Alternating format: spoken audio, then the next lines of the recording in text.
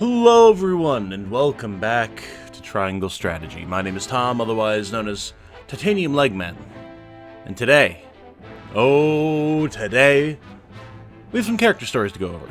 So we're going to start with that, see where that takes us, and then if we have time, which I imagine we should, there's only 3, we're going to go and see what's up here at the Hierophant's Palace, or Hierophant's Palace. But, we also need to see, hold on. Okay. Couldn't remember if we had any other scenes over anywhere else on the map. I don't want to miss anything. So, okay. Let's kick off the stories here. We're starting with Lionel. Lionel joins House Wolfort in a shameless bid to fill his coffers. Oh boy, oh boy. Curious what that could be, actually, because, like, we know that already. That was his whole premise for joining in his original story. Hail and well met, my good fellow. Lionel greets you most heartily. Ah, Clara spoke of you. Lionel, you say? Consortium Saltmonger, huh? The very same, and in a position of privilege for which he is most grateful. A privilege that he would be most happy to share with the consortium, that it might prove to our mutual benefit. Oh, a fellow man with an eye for profit, I see. What privilege have you brought me today? A worldly fellow such as yourself has doubtless heard rumors of Heisent's clandestine research projects, yes? Indeed I have. Developing weapons of devastating power, unlocking the secrets of eternal life.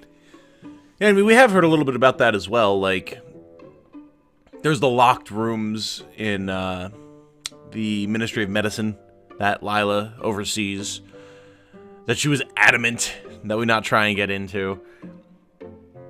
I can only imagine, given the fact that they're researching both medicine and magic there, there's all sorts of freaky Full Metal Alchemist-esque experiments happening there. What if Lionel were to tell you that Heisent has in fact created an elixir that offers everlasting youth? I don't think that I would believe Lionel, but please go off, Lionel. I would be intrigued, and then I'd ask you how you could possibly know such a thing. It's a simple matter of logic. Think. Why would Heisent hide the existence of so wondrous a panacea?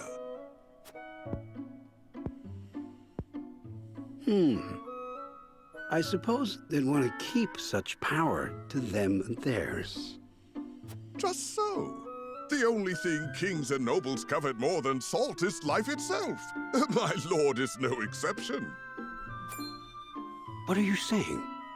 That those you serve have procured this miracle drug? Lionel has found himself welcome within nobility's most inner circles, he is proud to say, and privy to their secret conversations. He also finds himself in possession of a certain medicine. A medicine he would be happy to part with a share of, for the right price. A price I'd be more than willing to pay for such an incredible elixir. Do tell me, what exactly does it do? Like how Lionel's just so obviously talking in circles here, like, not once has he actually answered any of this saltmonger's questions. What doesn't it do? Its imbiber is blessed with unyielding vigor, unflagging stamina, and unmitigated vitality. Demand has proven so overwhelming that Lionel cannot hope to deliver the goods all on his own. He would be willing to share his profits with the right partner, however. If you've won the noble's trust, then I see no reason to hesitate in helping you take some of their coin. Very well. Let me see the goods.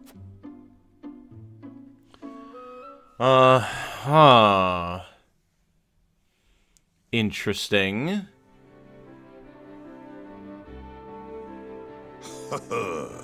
That makes 10, who put their lust for coin before their capacity for reason. This is almost too easy. Is that Anna on the rooftops above him? I think it is. With a few rumors and a respected name at his disposal, Lionel could sell these gullible fools their own shoes, so they're welcome to help themselves to this purgative And if one or two of them is remarkably long-lived, then all the better for Lionel. And are you content to make your fortune on the backs of fools? It is. Excellent. Ah, you? How long have you been there? Since the morning, on Benedict's orders. Your overseer is too kind. However, you may return and inform him that Lionel needs no protection. His work to bring fortune to House Wolfort requires the utmost concentration, and the presence of others can prove an unnecessary distraction. Yeah, it's all for House Wolford, guys, didn't you know? Like, he's not doing it for him, he's doing it for us. He's very altruistic, this Lionel.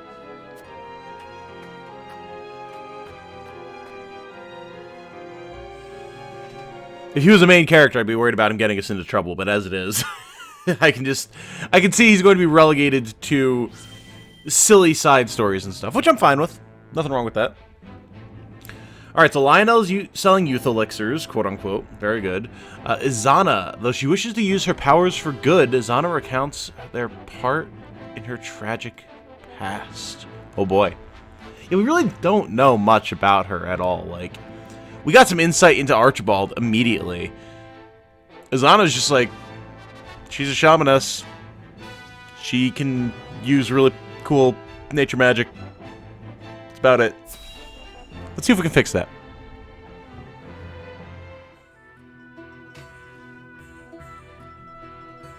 I must say, your display of power was quite astonishing. One moment there wasn't a single cloud in the sky, and the next we were drenched to the bone. The townsfolk were certainly appreciative, and that means much in these trying times. Where did you learn such sorcery? I was born with it, as were my forebears. In the far reaches of Heisent, my people dwell, acting as shamans and summoning rain when the people cried for it. That's interesting, huh? Because, like, Hewitt calls it sorcery. And, I mean, for any of you who know anything about D&D, sorcerers are the type of magic users in that setting, or at least, like, the player character accessible magic users in that setting, whose magic just comes to them naturally. They don't learn it through intensive study. They don't obtain it through faith or service to some sort of deific feature or anything, or feature, listen to me, Jesus, figure, or anything like that. They just have it. And apparently that's the case here. Very cool. You hail from Heisent? I suppose we should count our blessings that you found your way to our ranks.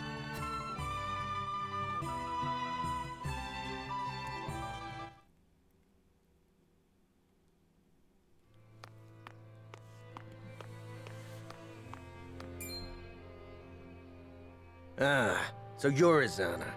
We've heard tell of a witch using her dark arts to frighten the peasants into submission. Yes.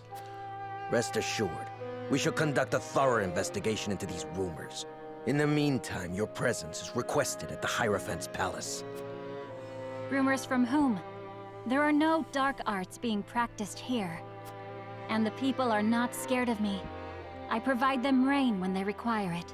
That is all. I'm trying to figure out, I've been thinking about this the whole time I've been playing the game. I feel like I'd have to go back and play the demo again. I feel like Izana had a different voice actress for the demo. I don't remember her voice being quite as young sounding and higher pitched as it is. Which is not like a detractment towards this voice acting at all. I think it's totally fine.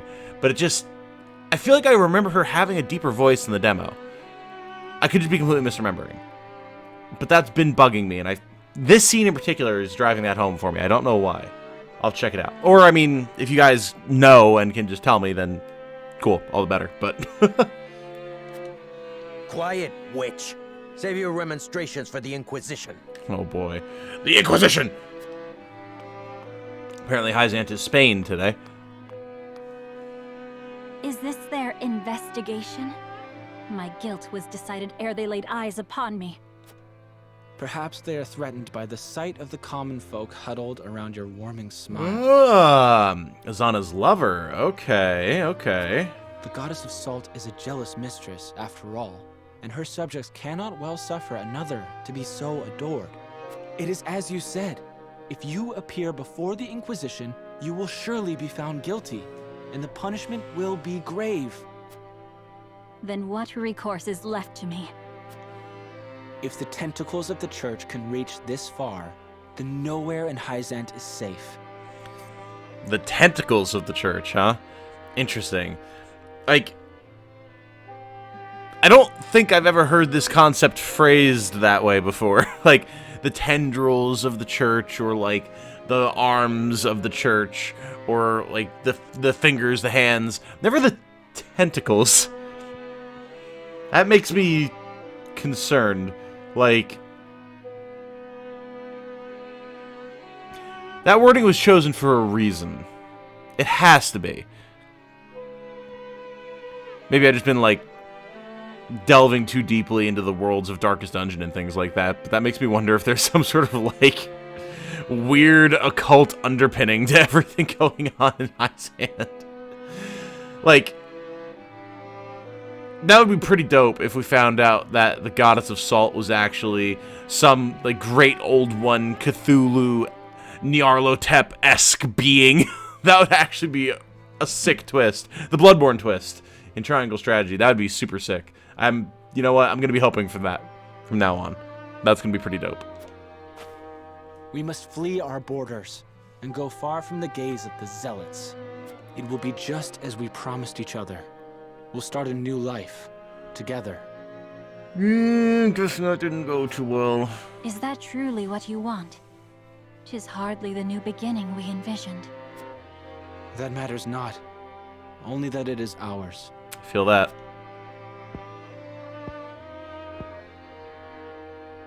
Very well. Then let us meet again at nightfall. You know where. Until then, my love. And she never saw him I again. shall count the minutes till next we meet.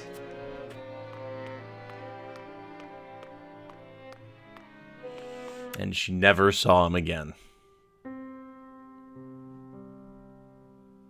Alas, he did not come. Another victim of the Inquisition's tyranny. Had he never met me, would he still be alive today? Should I have said nothing and fled alone in the night? I am sorry for your loss, but you mustn't blame yourself. 'Twas hardly your fault. And you do not know his fate for certain. He could very well still be alive. It's very interesting. The more we learn about Heisent, the worse the overall actions of the country and its populace look, right? Like, obviously we start off and Frost is the big villain.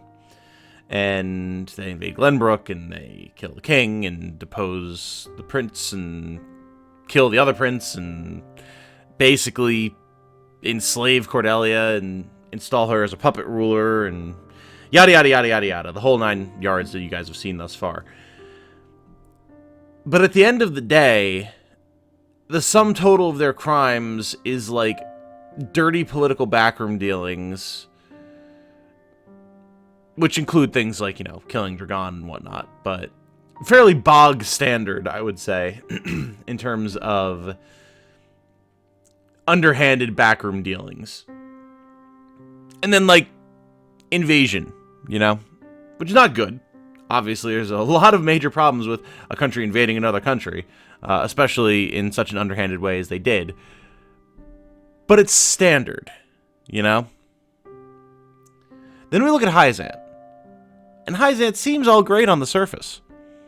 Then we find out about the slavery, and why the Rizal have been enslaved all this time, and the great lengths that they will go to, they being Heisent, to return rogue Rizal to the country, and the heinous actions against them, and the attacks made against other people for threatening the salt trade or for supporting the Rizal or whatever.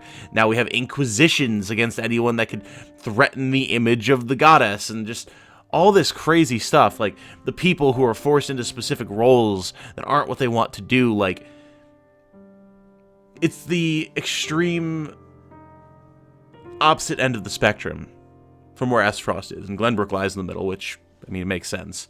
Even just the layout of the map supports that, basically. But And it really just makes Heisent seem worse and worse the more we learn about it. I'm wondering if they're going to be the ultimate villains here. I mean, it certainly seems possible, but I don't think we're far enough in to be able to tell at this point. Perhaps. I tried to seek him out, but there was little I could do with the church's agents breathing down my neck. They burned down his home, and his family was never heard from again. I fear the worst. The goddess of salt must be named so for the tears she causes. She took everything from me. Her minions, all of Heisent, they bear responsibility for my grief. And I aim to see that they answer for it. Even a lot of our side characters have these deep ties to Heisent. Archibald, Zana, Corentin. Like, they aren't all that way. And granted, Corentin is like that because we specifically chose to go to Heisent as opposed to Esfrost, but it seems like Esfrost is the decoy antagonist here. Because all of our main characters, pretty much all of our main characters actually have grudges to bear against Esfrost specifically, and then a lot of our side characters is where that Heisentian position is coming from, and it makes me wonder if that's not set up that way to give Heisent body and character as a place and as an influence on the story before we wind up getting to it and kind of justifying the turn. Because we've already seen the stuff that they'll get up to. Although we have known each other only briefly, I sense a strong ally in you. Will you lend me your sword when the time comes? Of course. Of that you can be certain. As long as it doesn't conflict with my duties to Prince Roland. But, you know, I mean, that should be obvious, right?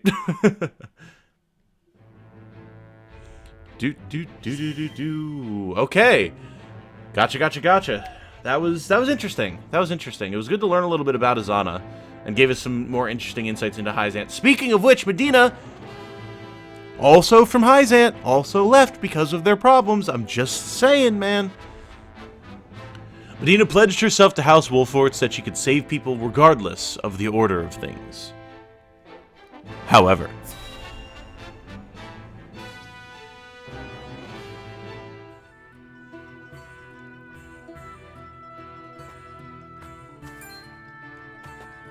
by the goddess, if it isn't my savior, I am truly in your debt. oh, this is the guy from the infirmary. I remember you. I treated you at the ministry that day. I feared it was the end, but thanks to you, I yet live. I was not alone in treating you. And I am happy to see you well. I hear tell the infirmary was overwhelmed that day. How fortunate the other man was a Rosellen. Ooh. Never have I felt more blessed to belong to the goddess's flock. Praise be the goddess. May her blessings rain upon you. Oof. I do not mean to pry, but was that... Yes. It is he who survived, at the expense of the Rosellan man's life. Had we treated the Rosellan first, we might have saved them both. But I could not find the courage to disobey orders. And, in the eyes of the faithful, you acted in accordance with the goddess's teachings. Denying medical treatment to non-believers is certainly one way for the Holy One to breed loyalty amongst Heisent's subjects. Be that as it may, if only I'd had the courage of my convictions. The courage to give both their lives equal weight. It is hard for one drop to alter the current. So it is.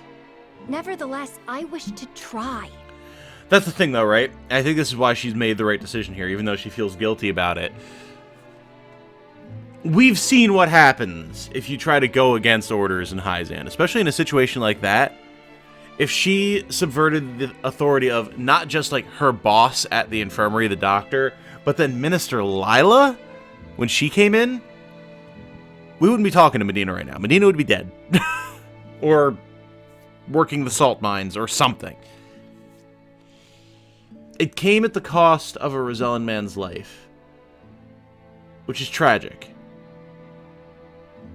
But that's not a weight that falls on Medina's shoulders. That's not her responsibility. She saw what happened there, what she was prevented from doing, and decided the path that she needs to take is to leave and ensure that nothing like that ever happens again. And she'll be able to bring more good into the world that way than if she had stood then and there and been killed or exiled or imprisoned or whatever else for it. So to me, that means she made the right decision. I get why she feels guilty about it. I probably would. Most people probably would.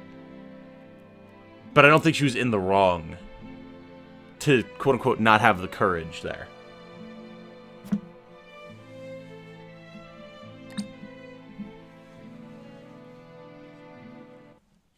Oh, okay. That was short, sweet, and to the point. Nice. Granted, I did a lot more talking in Azana's segment, but still. Okay, cool. Well, we still have plenty of time. Let's see what's going on here at the palace. Dun, dun, dun, dun, dun. This should be interesting. We granted you an audience because of Minister Exham's petition, but I did not expect you to show us this. Yeah, this is going to be very interesting. A crystal made of salt.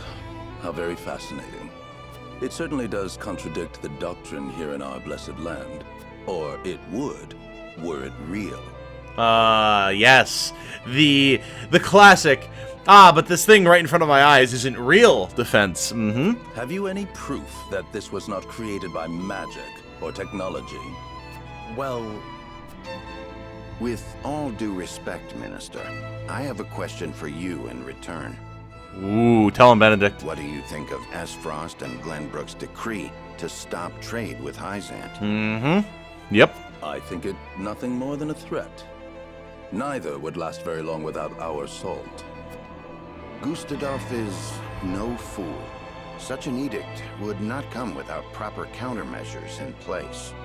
Countermeasures such as another source of salt, for example. Having their own salt would make Heisent redundant, at best, and your nation would soon find itself in dire straits without the salt tax's revenue. What is it you want from us? Your full support. Lend us your strength, and together we can defeat Frost, and Heisent's ties to all nations will remain intact. Very, very, very interesting. Cut right to the quick there, huh? You mean to start a war. The kingdom of Glenbrook may be naught but a puppet now, but it was once your homeland. You understand this, yes? We do. Even so, my people do not wish for war. We must try to resolve this peacefully first. Do you think Gustadolf can be reasoned with? Need I remind you that it was he who invaded Glenbrook? He is a wolf in sheep's clothing. Be that as it may, neither my people nor soldiers will accept it as a reason to go to war. See, this is super interesting, right? Because Idor knows. He knows what this crystal is. He can easily surmise that we know what this crystal is. He doesn't know for sure because we offed his agents. And even though they were just trying to kill us and take back the Roselle, we now have them by the delicate places. And they know that they can't screw with us anymore. So suddenly, a whole lot of stuff is on the table. And we can just let the previous stuff go because we know we've got them.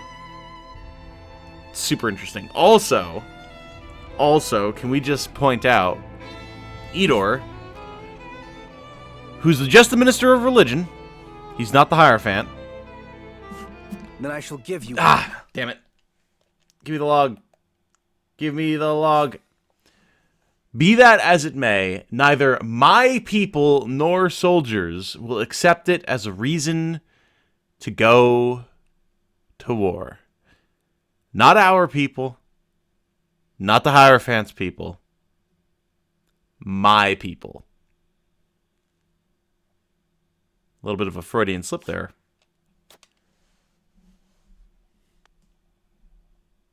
For I am the second son of King Regna. Roland Glenbrook.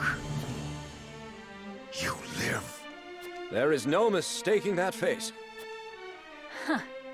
So the prince lives to slay his kingdom's invader. We could not ask for a better reason. If you need a just cause to go to war, let it be me. Wild that just the existence of someone who's deemed to have royal blood can be enough reason to go to war, right? But suddenly this goes from just, well, we need to go stop Esfrost because of the salt, to, we are righteously putting the royal blood back on the throne of Glenbrook. We must stop Gustadolf. It all makes sense now. O Holy One, have you heard? Pray, tell me what you would have us do.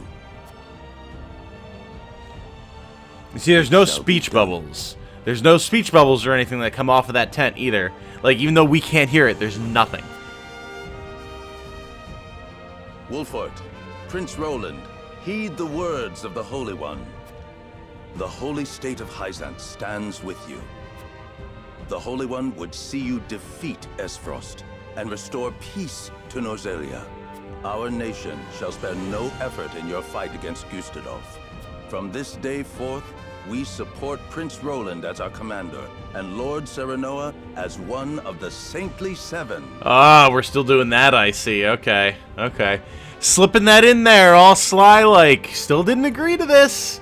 Still didn't agree to this. But this is one of the implicit demands and conditions of giving us their support. Me? A saint? We are brethren now. We ride to war together.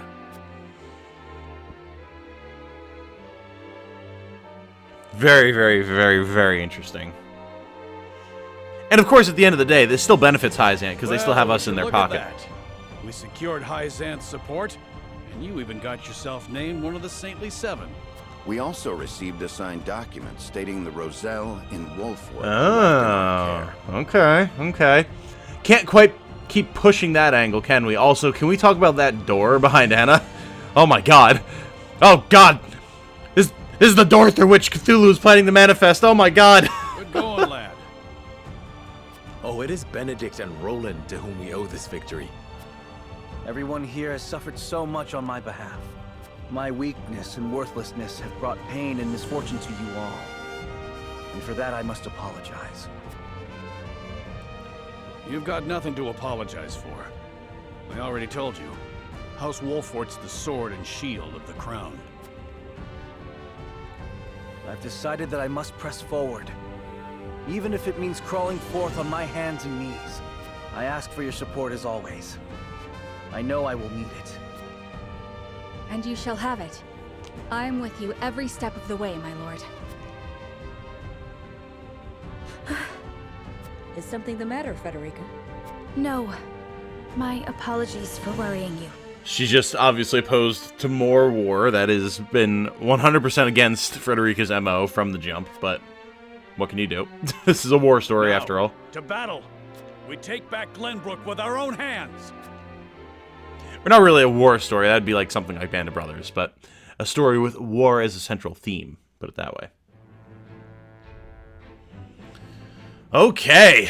Wow. Things are getting interesting. Actually have Heisent on board, huh? Wild. Okay, well we're technically at time. However, let's see this one optional scene and then we can start off with the main plot next time. Especially because this is apparently about what we just saw, so better to keep it connected.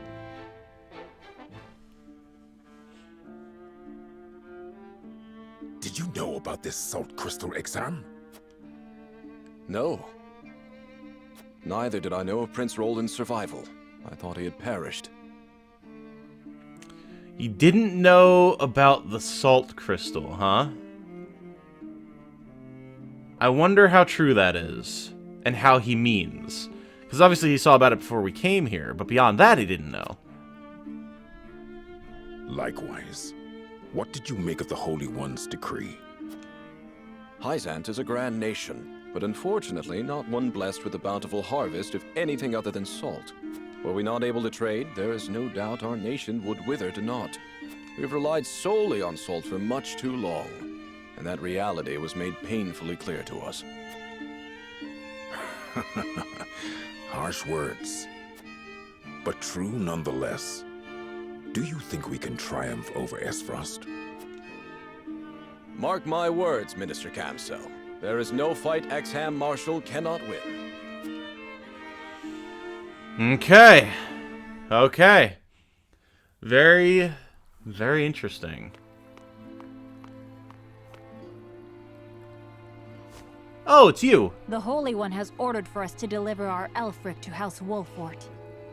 Elfric, huh? Interesting. The hell is Elfric? And here I thought your research results to be top secret. What a curious turn of events. Meaning even secret from the Holy One, huh?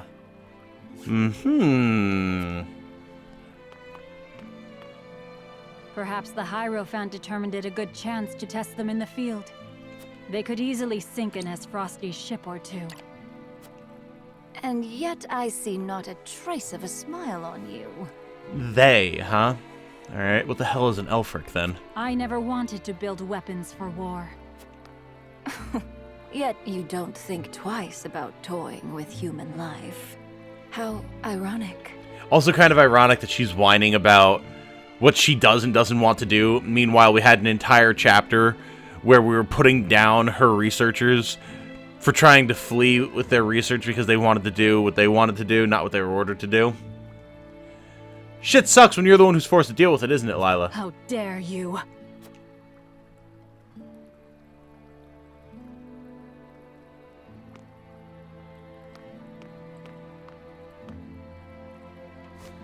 Have a wonderful day. Who is this character? Because we've seen them multiple times now. The audacity of Edor's dog. Works for Edor. Interesting. Okay. We don't know anything about them. They were at the tourney. They were the ones who brought the message to Silvio. They're here. We don't have a name. We don't know, anything about them other than that they're a dancer, and now apparently they work for Edor. So, very, very interesting. Okay. Well, guys, I think I'm going to call this one here. When we come back, we're going to see what Sicrist has to say to Gustadolf. Maybe lead into some sort of a fight or an exploration or something. We'll find out. For now, though, thank you all so much for watching. Do very much appreciate it. If you know someone that you think would enjoy this series or any of my other content, if you could shoot them a link, that'd just be swell. Until the next time, though, I hope you all have a good night. Stay safe and healthy out there. And remember, be good to each other. Bye now.